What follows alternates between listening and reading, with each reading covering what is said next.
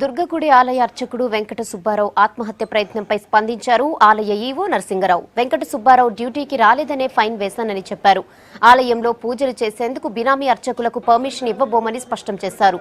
ఆలయ ఈవో తీరుకు నిరసనగా ఆందోళనకు దిగారు అర్చకులు.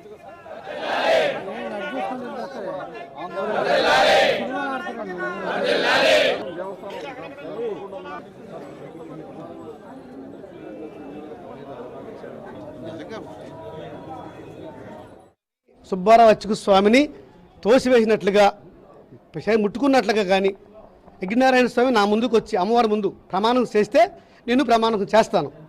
ఆయన లేదంటే మీరు తోసారని చెప్పినా ముట్టుకున్నానని చెప్పినా నా ప్రమాణం చేసి నేను ఇక్కడికి వెళ్ళిపోతాను. ఇప్పుడే స్వచ్ఛంగా వెళ్ళిపోతాను. నేను ఆయన కూడా ప్రమాణం చేసి చెప్పాలి, నేను ప్రమాణం చేసి చెప్తాను. నేను ఇదంతా క్రియేటింగ్ అండి, creating. I minister to the benami archakas. Why should they come in to the devasthanam? దేవస్థానంలో జ్యువెలరీ ఉంది, విగ్రహాలు ఉన్నాయి. How can I allow them?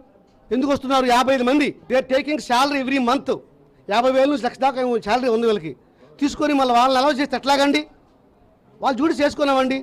లేకపోతే వాళ్ళు భక్తులు ఇస్తే తీసుకొని చెప్పండి, అడ్డుపట్టలేదు. ఎప్పుడు నేను బినామీ అర్చకులను వద్దని చెప్తున్నాను. నేను తోశారు కిందకి, కాబట్టి అతనికి తీవ్ర అస్వస్థతకి గురయ్యాడు. ఎట్లా ఉంటుందో పరిస్థితి ఇంకా అమ్మవారే నిర్ణయించాలి. 5 రోజుల నుంచి వెంటిలేషన్ మీదే బతుకుతున్నాడు. కాబట్టి అతనికి న్యాయం జరగాల్సిన విధానం ఎంతైనా ఉన్నది. మనం